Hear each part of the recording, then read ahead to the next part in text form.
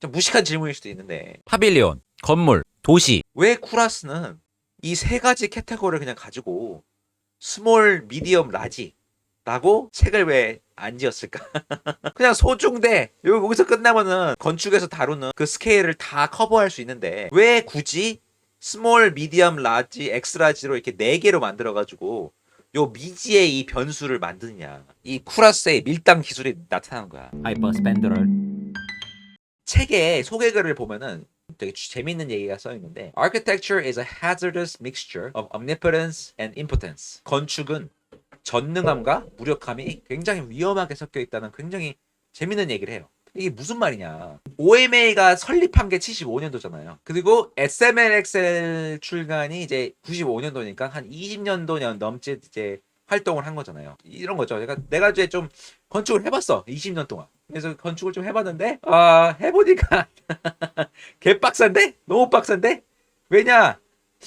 이제 해보니까 내가 하고 싶은 거 내 맘대로 하지도 못하고 클라이언트도 맨날 다르고 책만 쓰고 페이퍼 아키텍처만 하는 게 아니고 내가 이제 진짜로 이제 막 건물도 짓고 해봤는데 내 맘대로 할 수가 없는 것 같아. 이 클라이언트의 요구사항도 맨날 달라. 심지어 지역도 달라. 막 맨날 유럽 갔다가 막 두바이 갔다가 막 또 미국 갔다가 맨날 그 지역이 다르니까 그 지역마다 또 문화도 다르고 클라이언트도 다르고 또 클라이언트 조금 익숙해지면 또 다른 나라가 또 해야 되고 그러니까 다 다른데 어떻게 건축에서 나만의 스타일을 어떻게 만들어? 이거를 솔직히 이런 세상에서 내가 뭔가 일관성 있는 작업을 하는 게 이게 말이 돼? 말이 됨? 이런 얘기를 하는 거예요. 그러니까 해보니까 개빡세다. SMX의 초반부에 보면은 이런 그래프가 이제 같이 이게 포함되어 있어요. 근데 이게 뭐냐면은 얼마나 램쿠라스가 직접 여행한 키로수, 램쿠라스가 호텔에서 숙박한 횟수, 나머지 사람들이 호텔과 키로수 굉장히 많은 여행을 하고 있는 거죠. 계속 우상향이잖아요. 나는 건축가인가? 아니면 나는 비행기 스튜디오스인가? 뭐 이런 이제 그 정체성 혼란이 오는 거죠. 이 소개글에도 무슨 얘기가 있냐면은 건축의 여정은 혼돈의 카오스 그 자체다. 이거라는 거예요. 혼돈의 카오스다. 작업의 일관성은 솔직히 억까다. 어떻게 일관성이 있어? 말이 돼 이게? 나중에 그냥 다시 정리하고 다시 그냥 코에 붙이면 코걸이고 귀에 붙이면 귀걸이지. 내가 내 작업을 막 정리해 보려고 그랬는데 안 되던데? 이런 얘기를 하는 거죠. 대부분의 모노그래프들이 보면은 연도수로 이제 돼 있어요. 왜냐하면 연도수가 제일 뭔가 무난한 게 초창기부터 이제 내가 어떻게 발전했는지 뭐 그런 거를 이제 할 수 있잖아요. 근데 연도수도 안 돼. 왜냐하면은 아니 막말로 내가 프로젝트를 내가 발전을 하고 싶어도 클라이언트 잘못 만나고 프로젝트 잘못 만나면은 끝이라니까. 그런 일이 십시일반인데 내가 아무리 내가 발전을 하고 싶어도 그 외부 요소들이 너무 많이 있으니까 시간이 지난다고 내 작업이 발전하는 게 아니잖아요. 그리고 기능도 안 돼. 왜냐면 기능 다 다르고. 그러니까 할 수 있는 게 뭐야? 사이즈밖에 없다. 크기밖에 없네. 그냥 작은 거, 큰 거, 뭐 중간 사이즈 뭐 이런 식으로 크기밖에 없네. 그래서 그냥 크기로 정리했어요. 이런 식으로 선언을 하는 거죠. This book can be read in any way라고 써 있어요. 그리고 contradictions are not avoided. 그러니까 그냥 어차피 이거 나의 연대기를 볼 수 있는 것도 아니고요. 프로그램을 나눈 것도 아니고 그냥 이거에 뭐 이렇게 다 뒤섞여 있으니까 그냥 책 꼴린 대로 읽으세요. 소개글에서 이 책은 그냥 당신 맘대로 읽어라 정리를 한 겁니다. 얼마나 이게 레디칼한 선언인 거예요. 어떻게 보면. 그래도 진짜로 그 책 내부를 보잖아요. 그럼 이런 식으로 뭐 여러 가지가 있어요. 뭐 이런 에세이도 있고 티피컬 플레이 되게 재밌는 글인데 뭐 이거 어차피 그 딜리리스 뉴욕에서 나오는 내용이니까 뭐 생략하셔도 되고 그 다음에 뭐 이런 그래프도 아까 나온 것처럼 요 그래프는 되게 재밌는 게 이게 이제 그 직원 수입니다. 직원 수가 이렇게 가다가 쭉 이렇게 오상하다가 꼭 꺾여요. 네. 그래서 여기서 이제 책을 쓰기 시작하는 거죠. 그래서 그런 말 있잖아요. 그 건축가들이 이제 경기가 안 좋으면은 이제 책을 쓴다 그런 얘기가 있는데 딱 그런 거랑 이제 일맥상통하는 그런 그래프입니다. 그래서 요거는 이제 연도별 매출인데 이제 이렇게 잘 가다가 이제 지극히 우하향인 부분을 알 수 있죠. 그래서 여기서 이제 책을 쓴 겁니다. OMA가 그 한 몇 번 되게 많이 이제 힘들었던 시절이 많아요. 근데 그럼에도 불구하고 이런 식으로 자기가 이제 재고를 하면서 이게 책을 쓰고 다시 이제 부활하고 그러는 거죠. 그래서 그런 것도 있고 이런 식으로 뭐 이렇게 자기가 스케치한 거 이렇게 해가지고 콜라지 뭐 이런 것도 있고 그 다음에 되게 재밌는데 요게 이제 그 OMA가 했던 되게 유명한 컴피티션 그 그랜드 비블리오텍 큰 대도서관 그거의 컴피티션에 대한 내용인데 이 프로젝트에 대한 설명만 있는 게 아니고 이게 보면 이게 이 프로젝트에 대한 설명이잖아요. 근데 여기 보면은 이렇게 짜까맣게 써 있잖아요. 이게 다이어리예요. 다이어리의 일기장에 쓴 거야. 근데 여기는 되게 이렇게 막 비장하게 썼는데 폰트도 크고 여기는 이제 그 다이어리인데 여기 보면 벌써 Do we want to win this competition or not? 그러니까 우리가 이 공모전을 정말 이기고 싶은 걸까? 굉장히 이제 불안한 마음의 심리들을 이제 일기장에 나온 거를 이렇게 대립시켜 가지고 쓰는 이게 되게 재밌는 에피소드. 그래서 이 Dear Diary 보면 이제 여기 써 있잖아요. 이제 Dear Diary, do we want to win this competition or not? 우리는 정말로 이 공모전 이기려고 하는 거 맞지? 맞지? 막 이게 재차 서로의 그 자기 내적 갈등이 있는 거를 굉장히 적나라하게 표현하는 그런 재밌는 부분도 있어요. 근데 뭐 이거 뭐 읽을 필요가 있나? 뭐. 그러니까 덕후들은 읽으면 돼. 덕후. 그러니까 OMA 덕후들은 읽으면 너무 좋죠. 근데 OMA를 맥락적으로 이해하려고 한다? 그러면은 굳이 이 책을 안 읽었다. 왜냐? 너무 비싸고 너무 무겁고 그러기 때문에 읽기가 불편하기 때문에. 그래서 여기 그 다음에 이제 심지어 뭐라 써 있냐면은 have to go on. We have no choice. keep going. 이런 식으로. 그러니까 다 똑같은 거야. 스타 램크라스든 우리든 다 똑같은 거야. 다 그냥 힘들고 공모전은 누가 당선될지 모르고 이게 참 공모전은 항상 힘들어요. 그죠? 근데 어떻게 보면은 OMA의 공모전 이거 당선 안 됐어요. 근데 유명하잖아요. 그러니까 이거 당선된다고 그게 좋은 건 아닌 것 같아. 만약에 OMA가 이게 당선됐으면 진짜 망했을 수도 있을 것 같아요. 왜냐면 그 안이 너무나 레디컬해가지고. 그 다음에 이 책에 되게 흥미로운 게 처음 시작부터 끝까지 이렇게 왼쪽 부분에 이렇게 그 단어들이 이렇게 나오고 이 단어들에 대한 이제 설명이 나오는데 일종의 이제 사전이라고 해가지고 A부터 Z까지 해가지고 쫙 이렇게 용어들이 이렇게 나와요. 그 용어들이 나오고 그 용어에 대한 설명이 나오는데 이게 굉장히 지극히 주관적인 사전인 거야. 그래서 지극히 주관적인 OMA의 사전이 이렇게 A부터 Z까지 쫙 이렇게 나열되는 것이 책 전체적으로 다 이렇게 돼 있어요. 그래서 그런 이제 것도 있고, 그러니까 굉장히 이제 불필요한 우리가 생각하기에는 이 프로젝트를 설명하기에는 되게 불필요한 요소들이 같이 많이 포함되어 있다. 그리고 또 하나는 이제 이게 또 어떻게 보면은 이제 안 읽어도 되는 이유 중에 하나인데 책 내용에 굉장히 많은 부분들이 이 딜리리어스 뉴욕에 나오는 이제 내용에 이미 많이 포함이 돼 있어요. 그래서 심지어 어느 정도냐면은 책을 그냥 스캔을 해가지고 다시 책에 붙여놨어. 그러니까 안 읽어도 된다. 다시 한번 재차 강조드린 바입니다. 근데 덕후들은 강추. 왜냐면은 OMA의 가장 뭔가 이렇게 근본적인 태도를 잘 나타내주는 책이기 때문에. 그러니까 이 책이 어떻게 보면 사이즈 자체가 어떤 선언문이다라는 얘기를 했었는데 왜 그렇다면은 이거를 이런 식으로 나열을 했을까? 뭐 일관성이 없더라도 억지로라도 할 수 있는데 소중대 특대로 했을까? 그 부분이 살짝 나와 있어요. 살짝 힌트를 줘요. 그러니까 쿠라스는 항상 바로 선언 안 해. 항상 좀 이렇게 근데 뭐 요렇게 생각할 수도 있어 이런 식으로 얘기를 하거든요. 딜리리스 뉴욕도 소급적인 선언문이잖아요. 나중에 후천적으로 쓰는 거. 그러니까 항상 이렇게 자기 직접적으로 얘기를 안 하는 사람이니까. 이 책은 Search for Another Architecture. 뭔가 새로운 건축을 찾기 위해서 만든 책이다. 우리가 지금 경험하고 있는 이 건축과 그 건축 세상은 해보니까 너무 다른 스케일과 너무 다른 크기를 가지고 있네? 라는 얘기를 하는 거예요.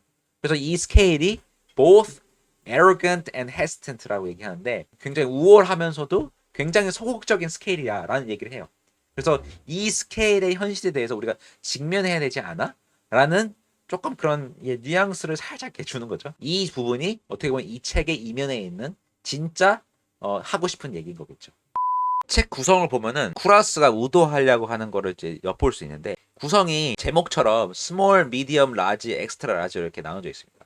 그럼 각 섹션마다 들어가는 그런 프로젝트가 뭐냐? 스몰은 조그만한 집, 뭐 파빌리온, 버스 정류장 뭐 이런 거. 그러니까 건물이라고 하기는 조금 좀 살짝 좀 작은 프로젝트들. 그러니까 일종의 파빌리온이라는 생각하면 되고. 그럼 미디엄은 뭐냐? 우리가 통상적으로 생각하는 건물이 이제 미디엄 카테고리에 들어가요. 파빌리온 했고, 그 다음에 건물 했고, 그 다음에 뭐예요? 도시잖아요.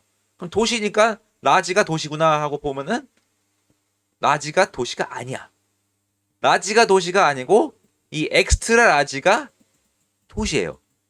자, 그러면 여기서 좀 무식한 질문일 수도 있는데 왜 쿠라스는 이 세 가지 캐테고리를 그냥 가지고 스몰, 미디엄, 라지라고 책을 왜 안 지었을까?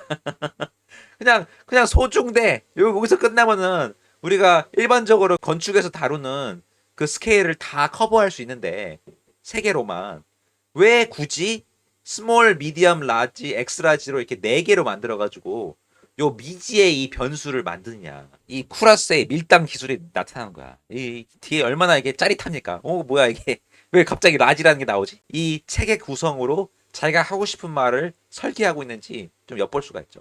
자, 그러면은 이 라지는 도대체 뭐냐? 이 라지는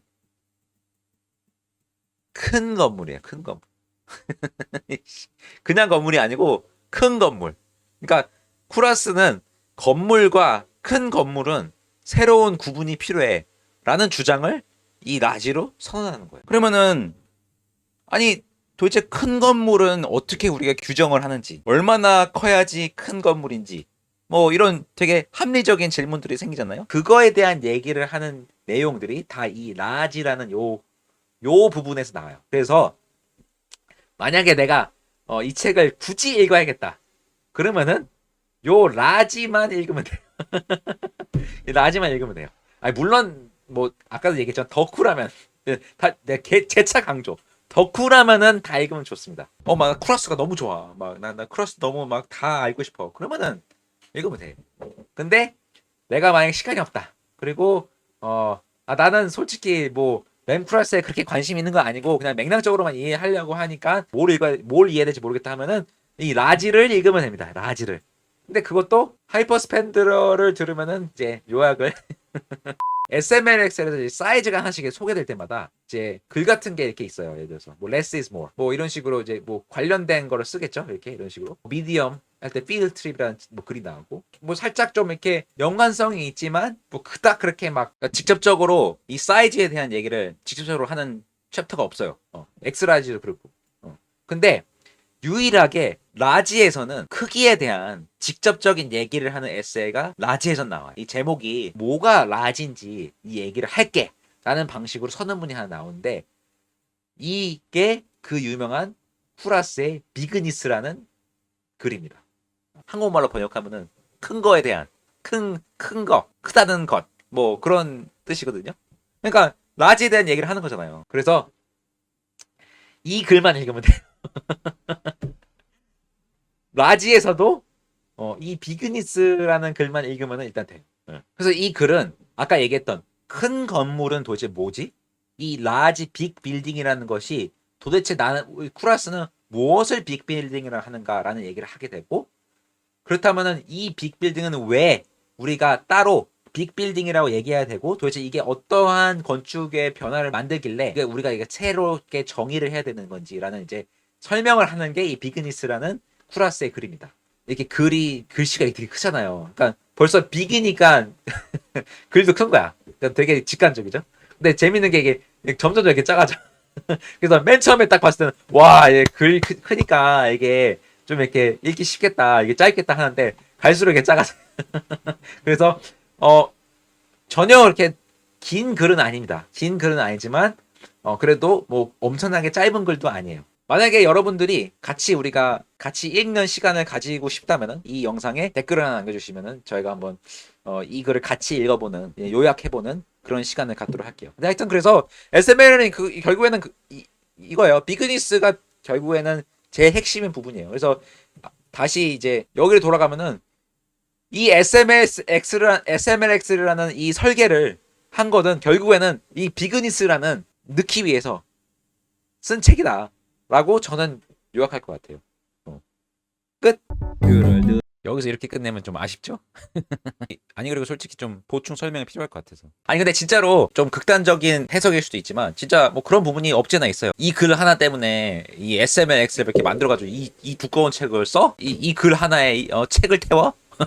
이렇게 생각할 수도 있지만 비그니스라는 이 부분이 되게 중심적인 부분을 가지고 있고 쿠라스가 자기가 지금 활동하고 있는 시대에 대한 그 설명을 한다고 하지만 그 내면에 가장 대표적으로 나타내고 대표적인 사례가 결국에는 이 큰 건물이라는 새로운 타이폴로지에서 나타난다는 것을 얘기하고 있거든요. 이 글에서도. 그래서 저도 이런 식으로 이제 여러분들한테 이제 해석. 물론 비그니스 말고도 다른 글들도 많이 있고 하지만 이 부분이 제일 핵심이고, 그리고 사실 자세히 보잖아요. 그러면은 이 비그니스를 통해서 다른 글들이 되게 많이 이해가 더 많이 돼요. 요약을 하자면 이런 식으로 요약을 할 수 있을 것 같고요. 아까 말씀드린 것처럼 비그니스를 좀 더 자세히 우리 같이 읽어보고 싶으면 좋겠다, 그런 생각이 있다면 이 영상 댓글에다가 징징 거려주시면은 감사하겠습니다. 네. 하여튼 영상 봐주셔서 감사하고 좋아요, 구독, 알람 설정 부탁드리겠습니다. 끝! 진짜 끝! 드럴 하이퍼스펜드럴 What? 드럴 하이퍼스펜드럴 What? 건축 예 패션 예 기념품 예 하이퍼 스펜더럴